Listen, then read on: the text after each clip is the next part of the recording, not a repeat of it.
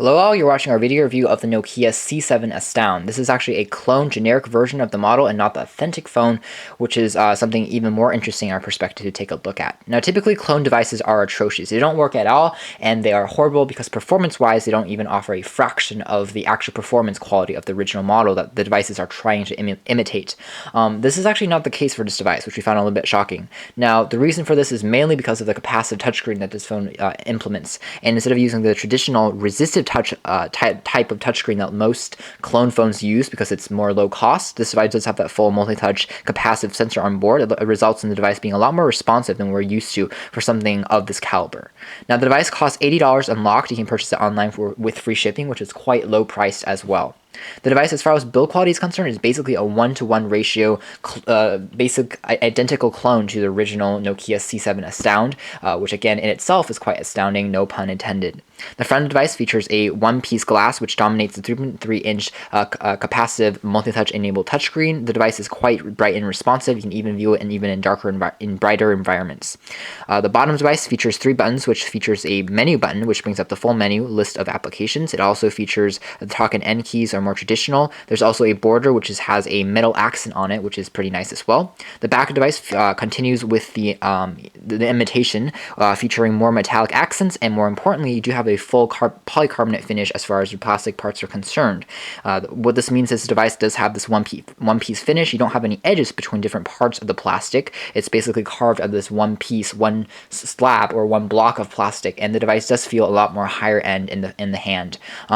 Otherwise, the device, again, is quite similar to the actual phone itself. Now, one area the device definitely lacks and pales in comparison is the camera. The device says it has an 8.0 megapixel camera, just like the traditional original Astound, but this is not the case. The device, in reality, we think has something closer to 2 or 3 megapixels because the camera quality is actually pretty atrocious. Video quality is decent, but not very good. Now, you do have full LED flashes, so that is something that they did put in here. Behind the back cover, you'll find access to 2 GSM quad-band SIM card slots. This means the device is a world phone. It also means you can switch back and forth between both AT&T and T-Mobile SIM cards in the States. That provides better reception, and if you're a traveler, it means that you can go in and out of different zones with different numbers. You can see that using the battery cover, which is again made out of metal, which feels quite good in the hand. It also has Nokia logo and also the C7, just like the original, which is again just shows the extent of the copying that's going on here, which is not very good. Not very good for Nokia, but very good in terms of detailing. The right-hand side device features a volume rocker and a soft key in the middle. It also features a lock and unlock switch for you to lock and unlock the device. We also have a camera shutter key. The bottom features a lanyard cord, and the top features a 3.5mm headphone jack, a power on and off key, and a micro USB for charging and syncing the device with a computer. Inside, we do have, again, that Wi-Fi, Bluetooth, and GPS, in addition to the accelerometer, so the device will rotate in terms of screen orientation as you rotate the screen accordingly. And there we go. The device also features a front-facing 1.3 megapixel camera for video chatting applications and for taking self-portraits, which works equally as well. Otherwise, again, very identical phone to the original model. It even looks the same in terms of menu navigation. Just to be warned, this isn't a true smartphone. Unlike some other better clones we've seen out there, the device doesn't run on a version of Android with a skin layer on top like a real smartphone. It actually just runs on a customized skin version of Java. So it is a lot slower. It's not as fast and responsive, but you do have all the features on board that you really come to expect from the original, such as, again, Wi-Fi for free web browsing. Taking a look at the menu navigation, you just basically slide back and forth between different pages and applications. You do have a few menu applications, including a clock widgets right on the front page. You can see that the capacitive touchscreen is quite responsive, and again you have some more radio for FM radio listening. You do have maps, but instead of using OV Maps, it uses Google Maps, and that's just a differentiation part you need to know.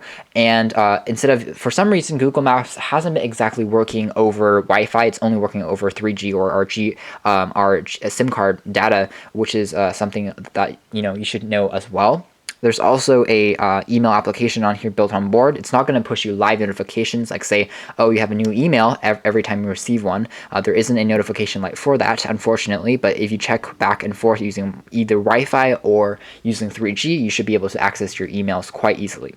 And again, you have some applications by pressing the list of applications, and again, it's quite responsive to do so. You have Wi-Fi on here that you can change. There's a phone sync. There's a photo editor on here that works quite well. Again, the camera, which isn't something to write home about at all, but otherwise the device is quite similar to the original. You have a QQ and a basically this is a similar to QQ is similar to Facebook, but it's in China because the device is made in Shenzhen. We do have an ebook reader on here, but it's a very, very basic ebook reader. It's basically just displays text, nothing really to write home about there.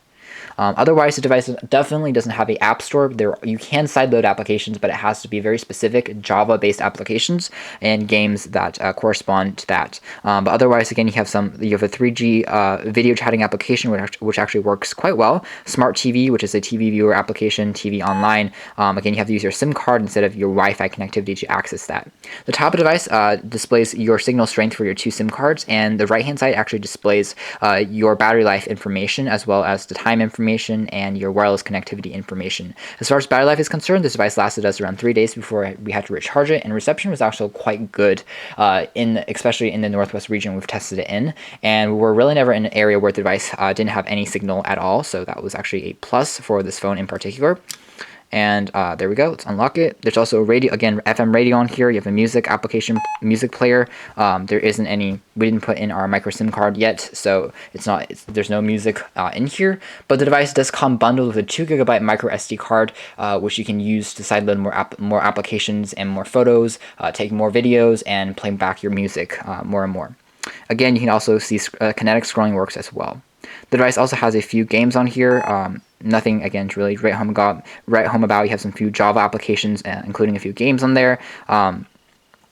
Games built in include Mahjong and also VSMJ, which they both work pretty well. There's a few motion-based games, like a music DJ on here, which you can play around with your music. Again, I don't have any micro SD card on here, so I'm probably pretty sure there's nothing going to happen, but I guess we can try to do something.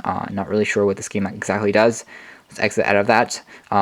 More sure about the Java applications in here particularly. You have a Twin Spin, which actually is a pretty nice game. It's the same version you actually might find on the Android App Store and also the iOS App Store, which works pretty well. It works fully with touch. It's just in, for some reason, Mandarin instead of in English, which is a little bit strange, but it does work pretty well. So taking a look at, this is, for example, this is level 11 of the game. You basically use the ball to rotate and to travel back and forth, and I ran out of time there, but you can see that you have to go back and forth and hit the according dots before the time goes up, and then play the game. It actually works quite well. I keep on hitting the bottom, which is the exit sign for some reason, but if you don't hit that, you should be fine. And before the timer goes out, which is on the very top of the screen, you have to basically beat the game and win. So it's a pretty nice way to kind of, waste time if you are on a plane or something on a flight, and it works pretty well, and it's pretty fast to launch, which is always a plus. So taking a look at some other games, you have a Bomb Sweeper game on here, eBuddy Lite for messaging. You also have, again, Google Maps instead of the actual OV Maps for loading the application, and you have Tricky Tracks, which is a kind of a train building game that you can interact with. Yahoo Mobile is also sideloaded onto this device as well, so quite a lot of different applications are bundled, which is always a plus for something, especially something that's low priced. You do have Opera Mini 4 on here. I'm not sure if Opera Mini 4 will actually work over Wi-Fi. I know that the native browser built on here, which starts with the U, works, but I think Opera Mini is one of those applications that only works over your data connectivity, which is an unfortunate part, but it does work if you use 3G. So going back, if we want to use a web browser, we have to use the native one, which is the UC web application, and that works over Wi-Fi as well. So for example, if we want to go to google.com, you can see that the keyboard will pop up. Again, the screen is very sensitive, so it makes typing quite a joy. Buttons are very large, and they're easy to use. You can also use handwriting recognition if you want to use that. Use accelerometer to rotate the screen, and you have a full QWERTY keyboard that's rather spacious and easy to type on. So I want to type google.com. And check out google.com. So press OK. It's going to take us there. There we go, google.com in English, and that's going to, again, take us to the traditional page we're used to. Now you can see that your page loading speed is decent, but not extraordinary. And also you should know that the version of the page that's loaded is actually the mobile version. It's not as rendered as nicely as something on perhaps Android, but pages do work, they do load, especially if you're using the mobile version. More complex pages will have a little bit of a trouble loading. So for example, if we want to type on something to search, just to test on this, we could use search up Nokia and see how that works. Let's try and search that and see what we bring up. And oh, there is an error for some reason, so maybe we're out of the Wi-Fi zone. But In our testing in the past, when we tried to load up NewYorkTimes.com, it did work, but it brought out the mobile site and things were quite stretched. So it isn't as comfortable to use as a full desktop version you might get from an Android counterpart, but it will work. You just have to do a lot more scrolling back and forth. But again, touchscreen is quite responsive, so not a lot of worries there, actually, to be honest. Just be note that the device, in terms of web browser, does have its limitations, but for basic web browsing, it does work pretty well. Taking a look at the dialer pad, basically we just have a easy way to dial people, call history. Let's see if we can bring up the actual dial pad, which is just calling, I suppose. No, that's a call history. If I can do this at all. Well, anyways, you have a call log on here, built on here as well. I'm trying to find where I can go and actually access the phone, which is, for some reason, is out of sight. If we call history, which is empty right now, we should be able to call people using the dialer, but for some reason that's not here. Let's go into the menu for a second and take a look at the contacts, which is nothing actually there, which is kind of strange because I saw the dialer a moment ago and it's not here. But let's take a look at the other applications first. It includes the calendar, the music player, which also works, of course. We don't have a micro SD card installed like we stated.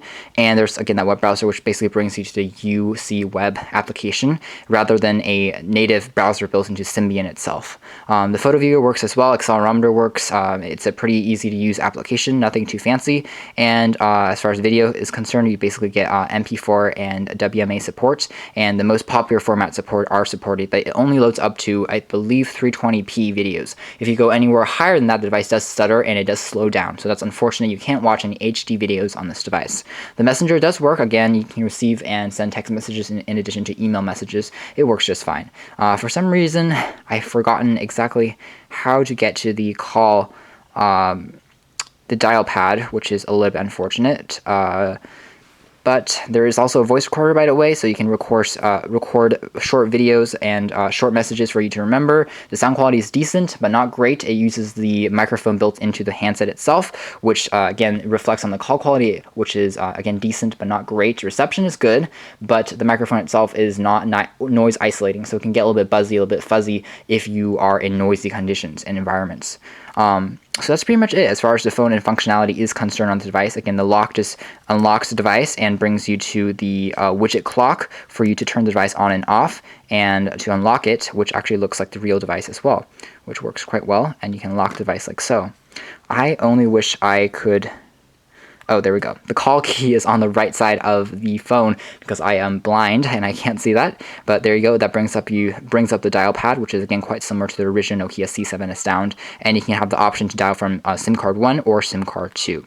So overall, this has been Nokia C7 Astound. It's a surprisingly good clone, especially for the money. We definitely expected something far worse, especially out of a clone device, but the build quality is exceptionally impressive, especially its usage of the polycarbonate finish, which we didn't expect from such a low-budget device. And in addition, the device actually functions decently, as long as you have modest expectations and don't expect this device to be as good as the actual device. I think you will be satisfied as a clone product. So turning the device off, you can see it even has the official Nokia logo, and that's pretty much it. Thanks for watching here at osmbtxreviews.com.